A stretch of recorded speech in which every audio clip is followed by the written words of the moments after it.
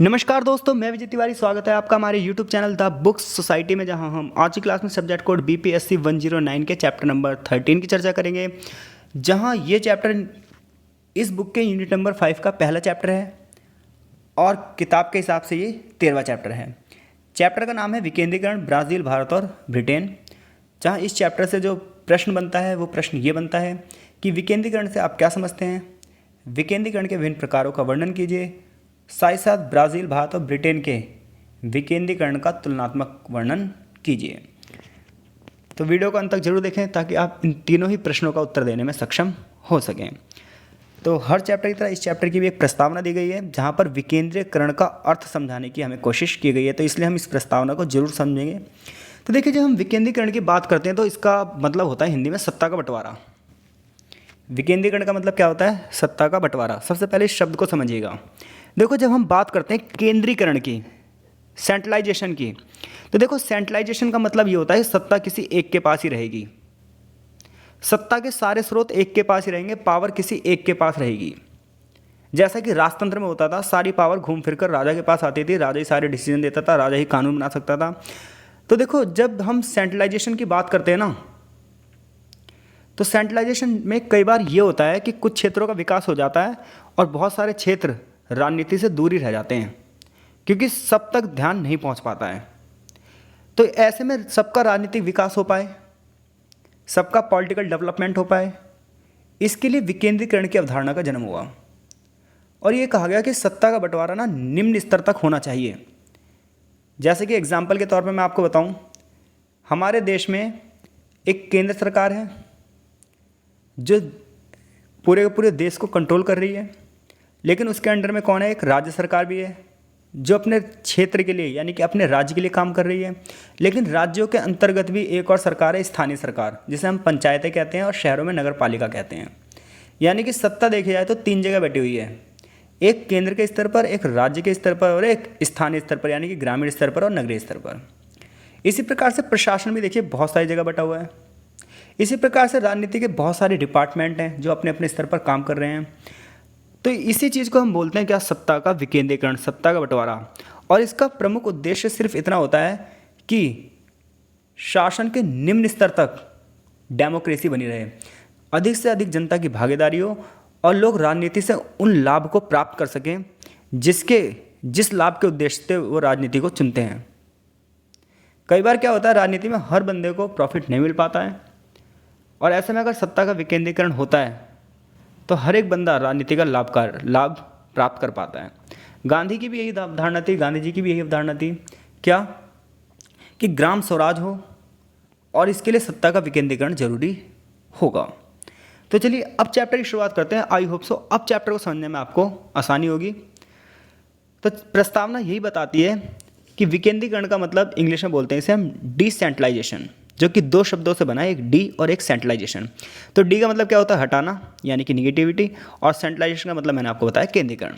तो जब हम केंद्रीकरण हटा देंगे तो क्या आ जाएगा? डिसेंट्रलाइजेशन आ जाएगा, यानी कि विकेंद्रीकरण आ जाएगा। और विकेंद्रीकरण का मतलब क्या है? तो विकेंद्रीकरण का मतलब यही है कि सभी स्तर पर शक्तियाँ हों, शक्ति एक के पास ना हो, सभी स्तर पर हो, सभी स्तर पर अधिकार हों, सभी स्तर पर संसाधनों का बंटवारा हो, केंद्र से लेकर जिले तक, निचले स्तर तक शक्ति का बंटवारा आवश्यक है। जहाँ पर ऐसा है तो हम कहेंगे यहाँ पर विकेंद्रीकरण प्रणाली है, और जहाँ पर ऐसा नहीं है हम कहेंगे यहाँ विकेंद्रीकरण प्रणाली नहीं है।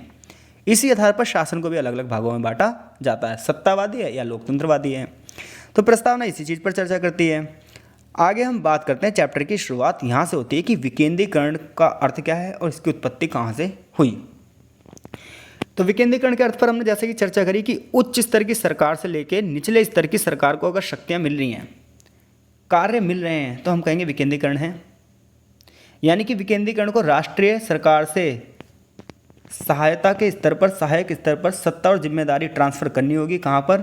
क्षेत्रीय सरकार को, नगर पालिका को या स्थानीय सरकार यानी ग्राम सरकार को।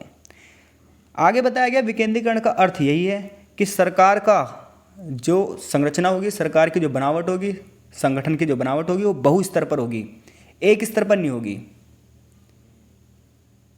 विकेंद्रीकरण को और बड़े स्तर पर अगर हम समझें तो विकेंद्रीकरण का मतलब ही डेमोक्रेसी है, क्योंकि जहाँ पर हम सहभागी लोकतंत्र की कल्पना करते हैं तो हम वहाँ पर ये भी कल्पना करते हैं कि जनता ज़्यादा से ज़्यादा पार्टिसिपेट करे डेमोक्रेसी के अंदर। और ये तभी हो सकता है जब ज़मीनी स्तर का बंदा भी राजनीति से जुड़ा हो, वो भी राजनीतिक रूप से जागरूक हो, वो भी राजनीतिक लाभों को प्राप्ति करे। और ऐसा तभी हो सकता है जब उसके आसपास कोई शासन प्रणाली हो, और वो जो उसके आसपास शासन प्रणाली वो है स्थानीय स्तर, वो है पंचायतें, वो है नगर पालिका। क्योंकि हर एक व्यक्ति केंद्र सरकार से सीधे संवाद नहीं कर सकता, और ऐसे में अगर उसे उसी क्षेत्र में उसकी समस्याओं को हल हो जाए, तब हम कहेंगे देश में लोकतंत्र है। और यही उद्देश्य होता है किसका? डिसेंट्रलाइजेशन का, यानी कि विकेंद्रीकरण का। अब बात ये आती है विकेंद्रीकरण की बात शुरुआत कहाँ से हुई? तो विकेंद्रीकरण की शुरुआत 17वीं शताब्दी से हुई, जब यूरोप में केंद्रीकृत राज्य थे। सारी की सारी सत्ता पॉप के पास थी। पॉप कौन था? तो देखिए, चर्च में फादर होते हैं, तो ऐसे पूरे के पूरे पहले यूरोप में जो रोम का पॉप था वो नियंत्रण रखता था। और आज भी ये पद होता है पॉप, आप से नेट पे सर्च भी कर सकते हैं।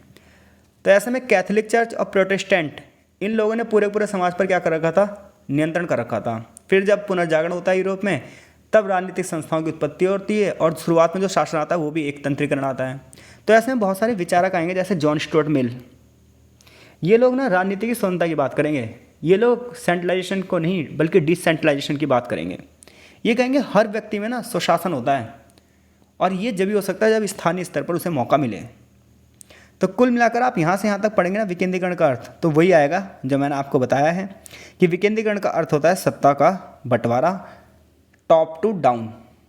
और दूसरे विश्व युद्ध के बाद तो ये बहुत तेज़ी से आगे बढ़ा, क्योंकि दूसरे विश्व युद्ध के बाद ये देखा गया कि जो सेंट्रलाइजेशन वाले देश थे, जो सेंट्रल पावर वाले देश थे, उन देशों में बहुत सारी समस्याएं आई। उन देशों में समस्या ये आई दूसरे विश्व युद्ध के बाद कि उनकी अर्थव्यवस्था बहुत तेज़ी से गिरने लगी। बहुत सारे क्षेत्रों का उनके यहाँ विकास हो ही नहीं पाया, जनता असंतुष्ट हो गई, संसाधनों पर निर्भरता बढ़ गई, प्राकृतिक संसाधनों की कमी होने लगी। ऐसे में ये पाया गया कि स्थानीय स्तर पर सरकारें होनी चाहिए जो इन समस्याओं को दूर कर पाएँ, जो समाज में सभी लोगों की भागीदारी कर पाएँ। तो इस प्रकार से विकेंद्रीकरण की शुरुआत हुई है। तो विकेंद्रीकरण से आप क्या समझते हैं? विकेंद्रीकरण की शुरुआत कैसे हुई, ये सब आप बता दोगे यहाँ से यहाँ तक। विकेंद्रीकरण के क्या क्या फ़ायदे हो सकते हैं? तो देखिए, यहाँ पर कुछ पॉइंट लिखे हुए हैं, थोड़े बहुत पढ़ देता हूँ मैं। विकेंद्रीकरण से फ़ायदा ये है कि उस क्षेत्र तक लाभ पहुँचेगा जो क्षेत्र केंद्रीकरण में दूर रह जाते हैं। एग्जाम्पल देता हूँ, जब केंद्रीकरण की व्यवस्था होती है तो कुछ क्षेत्र तो बहुत आगे बढ़ते हैं। जब जैसे भारत की अगर बात की जाए तो बहुत सारे क्षेत्र तो विकसित हो चुके हैं, लेकिन अभी भी बहुत सारे गांव ऐसे हैं जहां पर बहुत सारी सुविधाएं नहीं हैं। क्योंकि हमारे यहाँ जो पूरी तरीके से डिसेंट्रलाइजेशन आया, विकेंद्रीकरण आया, वो आया 1992 के बाद, क्योंकि पंचायतों की स्थापना 1992 के बाद हुई है। तो उसके बाद गाँव के विकास पर जोर दिया गया है। आज आत्मनिर्भर भारत पर जोर दिया जा रहा है। तो ऐसे ही होता है। तो डिसेंट्रलाइजेशन का सबसे पहला फ़ायदा ये है कि इससे हम सबसे पहले उन क्षेत्रों को जोड़ेंगे जो समाज से दूर रह गए हैं। इससे ना नौकरशाही पर जो खर्चा होता है वो कम हो जाएगा। नौकरशाही की जो देरी होती है वो कम हो जाएगी। यानी कि देखिए, आपको कोई सरकारी काम करवाना है, अगर सेंट्रलाइजेशन होगा तो केरल का बंदा कहाँ पर आएगा? दिल्ली। लेकिन अगर डिसेंट्रलाइजेशन होगा, स्टेट के लेवल पर भी सरकारें होंगी, गांव के स्तर पर भी सरकारें होंगी, तो उसका काम वहीं पर हो जाएगा। तो लाल फीताशाही से कहीं ना कहीं जो समय लगता है वो कम होगा। सरकारी अधिकारियों और स्थानीय जनता के बीच में संपर्क भी बनेगा। जैसा कि मैंने अभी बताया, वो बंदे को वहीं पर ही जब सुविधाएं मिल जाएंगी तो उसे दिल्ली आने की क्या ज़रूरत। इसके अलावा राष्ट्रीय नीतियों को क्षेत्रों तक लागू भी किया जाएगा इसकी वजह से, वरना कई बार केंद्र की नीति वहाँ तक नहीं पहुँच पाती जहाँ के लिए वो नीतियाँ बनाई जाती हैं। इसके साथ साथ राजनीतिक, धार्मिक, निर्जातीय और आदिवासी समूहों तक इसका प्रतिनिधित्व सुनिश्चित होगा। जैसा कि आज हमने देखा, स्थानीय सरकार की वजह से आज जो सभी लोगों की राजनीति में भागीदारी, इसी वजह से आज हमारे देश की प्रधानमंत्री कौन है? एक आदिवासी महिला। ये हमारे देश के लिए गर्व की बात है। और ये तभी हो पाया जब सत्ता का डिसेंट्रलाइजेशन हुआ, सत्ता का विकेंद्रीकरण हुआ, सत्ता का बंटवारा हुआ। सत्ता ऐसे क्षेत्रों तक भी पहुंची जो क्षेत्र गुमनामी के अंधेरे में थे। इसका ये भी फायदा है कि नागरिकों की भागीदारी को बढ़ाएगा। इसका ये भी फायदा है, ये बड़े बड़े लोगों के प्रभाव को समाप्त कर देगा। इससे लचीली शासन प्रणाली होगी, क्रिएटिव शासन प्रणाली होगी, और स्थानीय लोग भी केंद्र से जुड़ पाएंगे। तो ये विकेंद्रीकरण के फायदे हैं। तो विकेंद्रीकरण का क्या अर्थ है, इसके क्या प्रॉफिट है, ये बता दोगे आप यहाँ पर।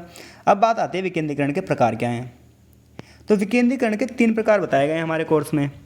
एक स्वायत्त दृष्टिकोण है इसका, एक अर्ध स्वायत्त है यानी कि प्रत्यायोजन है,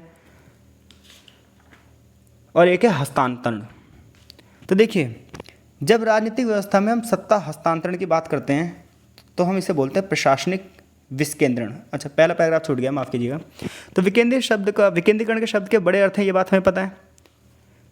केंद्र सरकार से निम्न स्तर तक सरकारें जाएंगी, ये बात भी हमें पता है। तो ऐसे में प्रशासनिक विकेंद्रीकरण को 3 भागों में बांटा गया, एक विकेंद्रण, एक प्रत्यायोजन और एक हस्तांतरण। अब हम बात करते हैं इन वर्ड्स के मतलब क्या हैं। तो जब राजनीतिक व्यवस्था में प्रशासनिक सत्ता को हम ट्रांसफ़र कर देते हैं तो हम उसे बोलते हैं विकेंद्रण। यानी कि एक पॉलिटिकल सिस्टम में जब हम एडमिनिस्ट्रेशन को ट्रांसफ़र करते हैं तो क्या कहलाता है? प्रशासनिक विकेंद्रण। ये एक ऐसी प्रक्रिया होती है जो केंद्र सरकार अपने नियंत्रण में जो एजेंटों को शक्ति स्थानांतरित कर देती है और हर क्षेत्र तक उस शक्ति को फैलाया जाता है ताकि हर एक व्यक्ति को सुविधा मिल सके और इसके लिए एडमिनिस्ट्रेशन यानी कि प्रशासन काम कर सके। इसके लिए बड़े पैमाने पर अधिकारियों की नियुक्ति की जाती है, एक स्टेट लेवल पर और एक सेंट्रल लेवल पर। दूसरा है प्रत्यायोजन। प्रत्यायोजन क्या है? ये विकेंद्रीकरण को और ज़्यादा बढ़ावा देता है। ये स्थानीय सरकारों को जिम्मेदारी देता है। जैसा हमारे संविधान में 3 सूचियाँ हैं, केंद्र सूची, राज्य सूची और समवर्ती सूची। केंद्र सूची में केंद्र के काम लिखे हैं, राज्य सूची में राज्य के काम लिखे हैं और समवर्ती सूची में दोनों मिलकर काम करेंगे। लेकिन जब पंचायतों की स्थापना हुई तो पंचायतों को शक्तियाँ राज्य सूची से दी गई। तो यानी कि जब हम स्थानीय सरकार को जिम्मेदारी ट्रांसफ़र करते हैं तो हम क्या कहते हैं? ये कौन सा विकेंद्रीकरण है? प्रत्यायोजन। इसके लिए क्या करते? पंचायतें काम करेंगी, जिले स्तर पर काम होगा और सरकारी जिम्मेदारी इन सबको दी जाएंगी और बहुत सारी परियोजनाएं चलाई जाएंगी और इन परियोजनाओं का लाभ इन क्षेत्रों तक पहुंचाया जाएगा।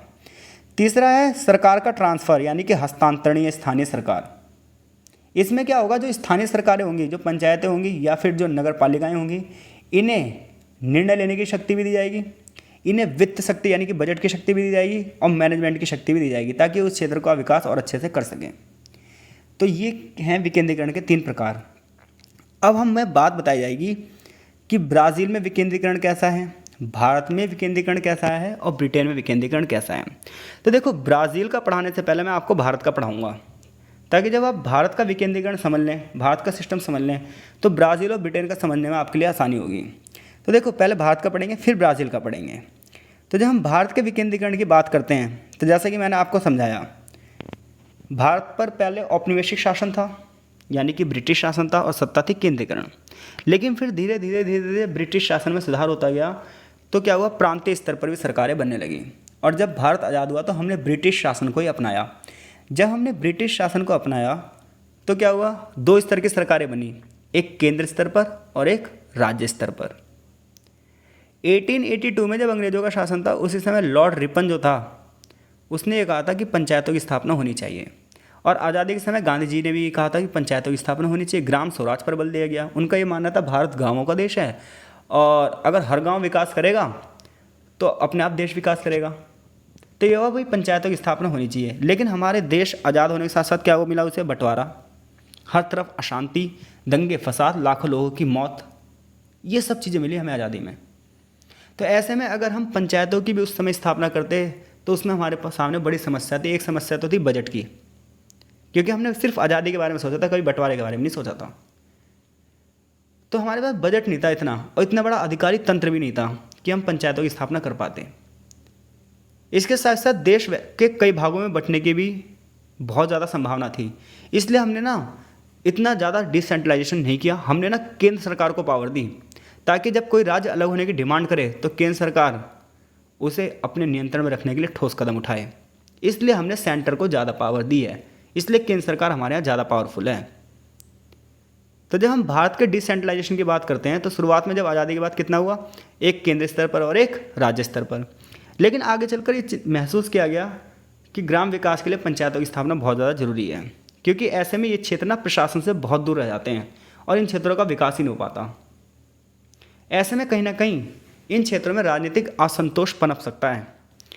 इसके लिए अनुच्छेद 40 में कहा भी गया संविधान के कि सरकार समय समय पर पंचायतों के लिए कार्य करेगी। लेकिन फिर क्या हुआ? फिर ये हुआ कि 1950 के बाद जब संविधान हमारा लागू हो गया तो हमने कहा कि हाँ भाई, पंचायतों की स्थापना तो होनी चाहिए। इसके लिए कमेटियों की स्थापना की गई। जैसे बलवंत राय कमेटी आई, इसने सिफारिश करी कि 30 स्तरीय पंचायत होनी चाहिए। सरकार ने सामुदायिक विकास कार्यक्रम चलाए। 1952 में राजस्थान के नागौर में पहली पंचायत की स्थापना भी हुई। समय बीतता गया और कई कमेटियां बनती गईं, जिसमें थंगुन समिति थी, GV राव समिति थी, जिन सब ने पंचायत के अनुमोदन की बात करी।